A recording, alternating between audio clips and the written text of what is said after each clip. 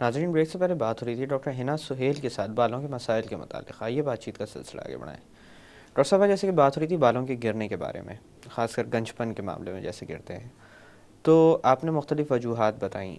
कभी कभी ये मामला ये भी देखा गया है कि वालिदैन से बच्चों को विरासत में ये बीमारी मिलती है, बिल्कुल ये मसला मिलता है, होता है, बिल्कुल ऐसा। हाँ, तो इसी मुनासबत से मैं आपसे ये पूछना चाहूँगा कि मर्दों में वैसे भी गंजपन ज़्यादा नज़र आता है, तो उम्र के किस हिस्से में ज़्यादातर ये बीमारी नमूदार होती है? देखिए, जिन्हें फैमिली से ये चीज़ मिल रही है ना, उनमें तो ये होता है कि अमूमन 20 ईयर से ही ना, ये 20 के फ़ौरन बाद से ही जो है ना ये प्रॉब्लम शुरू हो जाती है कि बाल जो है आहिस्ता यानी आहिस्ता, एडोलेसेंस के गुजरने के बाद। बिल्कुल, बाल जो है जैसे ही आपके हार्मोन्स सेट होते हैं, क्योंकि आपके 12 साल की उम्र से वो जो टीन एज वाला दौर बिल्कुल, वो है जो हार्मोन्स का 19 ईयर्स तक ट्रांजिशन का, आता जी। है। जी। तो जब आपके हार्मोन एक बैलेंस में आ जाते हैं, सेट हो जाते हैं, तो 20s का जो पूरा एक दौर होता है ना, जिसमें आप 20 से लेकर और 28 तक, 27 तक ये चीज़ देखने में आई है कि आहिस्ता आहिस्ता बाल कम होना शुरू होते हैं, फॉलिंग हेयर होती है, जिससे अमूमन हम यही समझ रहे होते हैं कि जी किसी वजह से फॉलिंग हेयर हो रही है, एक नॉर्मल सा इलाज उसका हो रहा होता है। उस टाइम कोई हार्मोन के टेस्ट नहीं हो रहे होते, क्योंकि ज़ाहिर है जब बाल आपके गिरना शुरू हुए तो किसी का भी ध्यान नहीं जाता कि ये बाल्डनेस की तरफ जा रहे हैं ना। जी। सिर्फ जहन में यही होता है कि जी हेयर फॉलिंग हो रही है किसी वजह से, तो वो हेयर फॉलिंग बढ़ते बढ़ते बाल्डनेस में तब्दील हो जाती है। अच्छा, बालों के गिरने का मामला, इसमें इलाज किस तरह का होता है और क्या वक्त से पहले तवज्जो देकर इस मामले को डिले किया जा सकता है? किया जा सकता है, बिल्कुल। देखिए, पहली चीज़ ये कि वो लोग जिनकी फैमिली में ये मसला है, और अमूमन क्योंकि मेल्स में मेल पैटर्न बाल्डनेस जो है ज़्यादा कॉमन है, और अगर एज किसी की भी 20, 22, 26 है और वो देख रहे हैं कि जी बाल इस तरह गिरना शुरू हुए हैं और फैमिली में है ये मसला, तो उन्हें चाहिए कि सबसे पहले अपना, मतलब चाहिए तो ये डॉक्टर को, लेकिन डॉक्टर को बता ज़रूर दें कि जी हमारे साथ ये मसला है, फैमिली में है। तो सूरत में आपके जो है कुछ हार्मोनल टेस्ट होते हैं वो किए जाते हैं, तो उसके बाद जो है इलाज इसका शुरू होता है।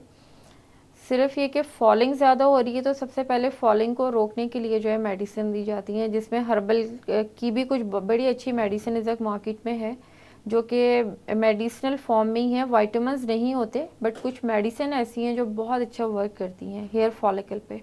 जी। दूसरे जो है बहुत अच्छे वाइटामिन्स आते हैं जो स्पेशली बालों के लिए, आपके बालों की ग्रोथ के लिए होते हैं। कुछ स्प्रेज भी आते हैं जो कि स्टीरॉइड होते हैं, लेकिन फॉर द टाइम बीइंग दिए जाते हैं, लंबे अरसे के लिए नहीं देना चाहिए। वो भी इसलिए कि वो और स्प्रे ये जो होते बालों के हैं, गिरने से पहले दिए जाते हैं? जी, जब बाल आपके गिरना शुरू हुए हैं लेकिन अभी गंजपन शुरू नहीं हुआ है, बॉल्डनेस शुरू नहीं हुई है, तो वो जी। स्प्रे देने से ये होता है, जब स्प्रे यूज़ कर रहे होते हैं कि आपका जो फॉलिकल है थोड़ा सा खुल जाता है। तो आप जो भी मेडिसिन जब यूज़ कर रहे हैं, लगा रहे हैं, उसमें तो बहुत अच्छा उसका असर होता है, प्लस सर्कुलेशन तेज़ हो जाती है। ब्लड सर्कुलेशन जब बेटर होती है तो ऑब्वियसली वहाँ बाल आपके जो है बेहतर रहेंगे। तो लेकिन इसका इलाज है, बहुत लंबा इलाज होता है, बड़े सब्र के साथ इलाज किया जाता है, जी। और उस टाइम पे अगर आप, जो आपका सही टाइम है, राइट टाइम पे अगर आप इलाज शुरू कर दें तो ये चीज़ डिले की जा सकती है।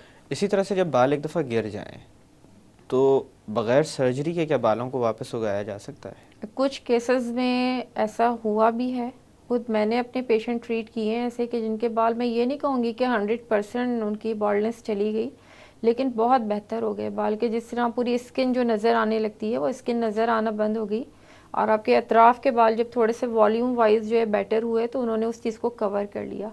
लेकिन जहाँ तक एक कंप्लीट, तो उसका इलाज सिर्फ प्लास्टिक हेयर ट्रांसप्लांट सर्जरी है, और वो भी आपके अगर अपने बैक साइड के बाल इतने हैं कि वो वहाँ से आप बाल लेकर और सर्जरी करवा सकें, तो बिल्कुल बहुत अच्छी कामयाब सर्जरी है। अच्छा, इसी तरह से इस सर्जरी का भी काफ़ी इसको काफ़ी शोहरत मिली, जी, तो इसी मुनासिबत से मैं आपसे ये पूछना चाहूँगा कि जब लोग इलाज करवाने जाते हैं तो बहुत सारी तवक्कुआत लेके जाते हैं, कभी कभी ऐसा होता है कि वो तवक्कुआत पूरी नहीं होती। इंसान को किस हद तक ये चीज़ सोचनी चाहिए कि जब बाल इस तरह की कोई सर्जरी वो करवा रहा है तो उसके बाल कितने वापस आएंगे? क्या ये उसी तरह होगा जैसे कुदरती मामला होता है? जी, बिल्कुल। देखिए, इसमें भी वो मैंने कहा ना, डिपेंड करता है, पहले ये कि आपका कितना एरिया जो है बॉल्ड अफेक्टेड है। है, कितना इफेक्टेड है, कितने बॉल्ड्स बने हुए हैं उस पे ना, पाम की सूरत में होते हैं ना, 1 पाम, 2 पाम, 3 पाम, क्योंकि यहाँ से लेकर और फिर साइड्स के बाल भी बहुत हल्के हो जाते हैं। तो उसमें जब आप आपके अपने ही बालों से जो सर्जरी यानी ट्रांसप्लांट किया जाता है, आपके बाल होते हैं वो उस जगह जो है ट्रांसप्लांट कर दिए जाते हैं यानी उगा दिए जाते हैं। तो एक तो उसमें ये होता है, सबसे जो शुरू के 6 महीने होते हैं बड़े सब्र आजमा होते हैं, क्योंकि हेयर ट्रांसप्लांट में ऐसा नहीं होता कि आपने वो बाल बैक साइड से निकाले और यहाँ उगा दिए तो वो फ़ौरन बड़े हो गए बाल ना, ग्रोथ करना शुरू हो गया, ऐसा नहीं होता है। शुरू में आपको वही बिल्कुल सर, आपको वो उसका वो एरिया उतना ही बॉल्डनेस वाला ही नज़र आएगा, गंजपन वैसे ही नज़र आएगा। उससे फिर जो बाल आना शुरू होते हैं तकरीबन 3 महीने के बाद, सिर्फ डॉट्स डॉट्स नज़र आ रहे होते हैं ब्लैक कलर के, जी। जिन्हें बाल की सूरत उगने में या ग्रो करने में तकरीबन 6 महीने लग जाते हैं। तो शुरू के 6 महीने ऐसे होते हैं जिसमें आप उसी फेज़ में जो है ना लाइफ गुजार रहे होते हैं, बाल नहीं आपके उगे होते पूरी तरह। यानी सर्जरी छः भी आप महीने करवा बाद चुके जी, होते हैं, पैसे भी खर्च सर्जरी हो गए के होते हैं, लेकिन बाद 6 भी महीने बाद तकरीबन छः नतज महीने सामने। बाद जो है बाल, क्योंकि मैंने आपसे क्या कहा कि बाल जो हमारा आता है हर 3 साल के बाद, यानी एक नया बाल बनने में, ग्रो होने में और उसको ग्रोथ होने में पूरे 3 साल लगते हैं। तो जब हम एक नया बाल हमने लगाया, उस जगह ट्रांसप्लांट किया, तो उस बाल को वहाँ जगह बनाने में, जगह बना के उस जगह को मजबूत होने में और फिर वो बाल ग्रो होने में ऑब्वियसली 6-8 महीने तो आराम से उसमें लग जाते हैं। लेकिन उसके बाद जो बाल आते हैं वो बिल्कुल नॉर्मल होते हैं, जिस पे आप ऑयलिंग भी कर सकते हैं, शैम्पू भी कर सकते हैं एंड कटिंग भी कर सकते हैं। अच्छा, कटिंग जी भी की जा जी सकती है। बिल्कुल, ग्रोथ होती है। इवन के अब जो मतलब बहुत अच्छी जो एक ट्रांसप्लांट की एक सूरत है वो आपकी लैशेज एंड आईब्रोज की भी हो रही है। कुछ लोगों की आईब्रोज कुदरती बहुत लाइट होती हैं, बाल इतने ज़्यादा नहीं होते या लैशेज छोटी होती हैं, जी। तो इन एरियाज़ की भी जो है ट्रांसप्लांट किया जाता है। और उसमें आपको बहुत एक मैं इंटरेस्टिंग चीज़ बताऊँ कि आपकी जो पलकें हैं, लैशेज हैं, वो उसी तरह ग्रो कर रही होती हैं जिस तरह बाल करते हैं।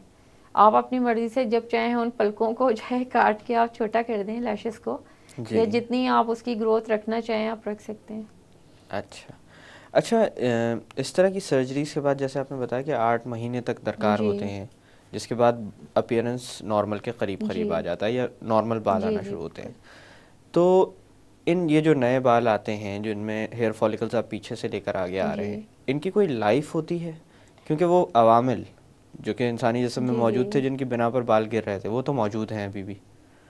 तो क्या कोई ख़ास लाइफ होती है जिसके बाद ये? उसकी भी मैं आपको वजह बता दूं। उसमें पहला जो आप कह रहे हैं ना अवामिल, उसमें एक बहुत बड़ी चीज़ ये मैंने कहा था, हार्मोनल डिसबैलेंस ना, या कुछ हार्मोन्स का बहुत ज़्यादा बढ़ जाना। बढ़ जाना। तो उसमें क्या होता है कि अमूमन जो हेयर ट्रांसप्लांट कराते हैं आप एक मखसूस एज में कराते हैं। बाल गिरने का अमल अगर 20 साल से या 22 साल से शुरू हुआ तो वो बाल्डनेस आते आते आप 30 क्रॉस कर जाते हैं, और उसके बाद मज़ीद इलाज होते होते 35 आप जो है क्रॉस आराम से कर लेते हैं। फिर बंदा सोचता है कि जी अब ट्रांसप्लांट की तरफ जाए ना, अब कोई जी। इलाज काम नहीं कर रहा। तो वैसे ही आपके वो हार्मोन काफ़ी हद तक सेट हो चुके होते हैं। तो इन रेयर केसेस में तो ऐसा हो सकता है कि कोई ऐसी प्रॉब्लम हुई, वरना अमूमन कोई ऐसी प्रॉब्लम नहीं होती है। और इसी तरह से अगर बहुत यंग एज में ट्रांसप्लांट करवा लिया जाए तो उसकी फिर मियाद होती है? उसमें यह है कि आपको देखना पड़ता है, फिर आपको चेकअप्स अपने जो लैब जितने भी आपके लैब टेस्ट हैं इससे मुतालिक वो करवाते रहना चाहिए, और उसमें अगर किसी दवा की ज़रूरत है मेडिसिन की तो वो मेडिसिन लेना चाहिए, वरना अमूमन होता नहीं है। मैंने जो अमूमन देखे हैं हेयर ट्रांसप्लांट बहुत यंग एज में अमूमन लोग नहीं कराते। अच्छा। अच्छा, इसी तरह से बालों को ऑयल करने की बात भी बार बार की जाती है, जी तो ऑयलिंग कितनी अहम है बालों की सेहत को मेंटेन करने में? देखिए इसमें बड़ा मतलब जो आपने क्वेश्चन किया ऐसा है कि जिसमें दो राय रही हैं हमेशा डर्माटोलॉजिस्ट की। उसमें एक राय ये है कि ऑयल जो है किसी काम का नहीं होता जी। ऑयल बिल्कुल ना इस्तेमाल किया जाए। तो मेरा ना थोड़ा सा काम है रिसर्च का भी ना, कि मैं हर चीज़ पे जो है ना रिसर्च ज़रूर करती हूँ ना। वो भी ऐसा नहीं होता कि 8-10 पेशेंट हैं, जी। कम से कम 100-150 पेशेंट्स होते हैं। तो एक ऑयल बनवाया था, हर्बल ऑयल था डिफरेंट, वो भी एक्सट्रैक्ट लेकर ना, क्रूड फॉर्म में नहीं था, एक्सट्रैक्ट लेके उसका फिर ऑयल में डाइल्यूट करवाया गया और वो पेशेंट्स को मैंने दिया। तो मैंने जो नोट की चीज़ ना, एक तो आपके जितने नए बाल, जो बहुत बारीक बाल, हेयर लाइन यहाँ होती है, जो बढ़ नहीं रहे होते अमूमन, वो छोटे छोटे बाल ही रहते हैं, तो उससे बड़ी रैपिडली उसकी ग्रोथ हुई। सेकंड ये कि जिन्हें बाल्डनेस थी अर्ली स्टेजेस पर ना, ये होते हैं ना बाल्डनेस एक जगह आके रुक गई, बहुत जी। हल्के हल्के बाल हैं, स्किन नज़र आ रही है लेकिन बहुत हल्के बाल हैं, तो उस एरिया से बाल वो बहुत घने हो गए और बालों की लेंथ बढ़ी है, ये चीज़ मैंने नोट की है। तो इसकी मैं वजह बता दूं कि क्यों इस तरह हो सकता है ना, क्योंकि एक्चुअल असल जो हमारी थेरेपी होती है वो ओरली मेडिसिन होती है, कि आप जो भी कॉज है, डेंड्रफ है या जो भी प्रॉब्लम है, उसके लिए आपको मेडिसिन दी जाती है। ऑयल से किस तरह फ़ायदा होता है? ऑयल से इस तरह फ़ायदा होता है कि आपके उन फॉलिकल्स में बाल तो मौजूद होते हैं पहले से, जी। लेकिन वो बालों में आप ये समझ लें ग्रोथ नहीं हो रही होती है। ग्रोथ ना होने की वजह से वो बाल बढ़ भी नहीं रहे होते हैं, तो हमें वो लगता है कि बाल बहुत हल्के हैं, कम हैं, तो उन मौजूदा बालों को की रीग्रोथिंग कराने में जो है ना ऑयल का एक अच्छा रोल है, अगर ऑयल जो है मेडिकेटेड है। जी। उसमें ज़ाहिर सी बात है किसी ना किसी तरह की मेडिसिन शामिल होगी, और यूजुअली जो आम तेल इस्तेमाल किए जाते हैं उसमें ये होता है कि आपके एज ए कंडीशनर बहुत अच्छे होते हैं, कि बालों को जो आप डस्ट डर्ट ये तमाम चीज़ें उसकी वजह से जो हमारे बाल एकदम बहुत ज़्यादा आपने देखा होगा कि रफ़ हो जाते हैं, फ्लफ़ी हो जाते हैं, तो बालों को जो है ना ऑयल जो है कंडीशनिंग करता है, जी। कोई सा भी हो, तो फिर ऑयल हो चाहे आप, एज अ कंडीशनर भी हाँ वो एज ए काम आता है। कंडीशनर आप यूज़ कर सकते हैं। डॉक्टर साहब यहाँ पे थोड़ी देर के लिए बातों का सिलसिला रोकते हैं। नाजरीन, वक्त हो एक छोटी सी कमर्शियल ब्रेक का। ब्रेक से वापस आकर बालों के मसाइल पर मज़ीद रोशनी डाली जाएगी। Stay tuned.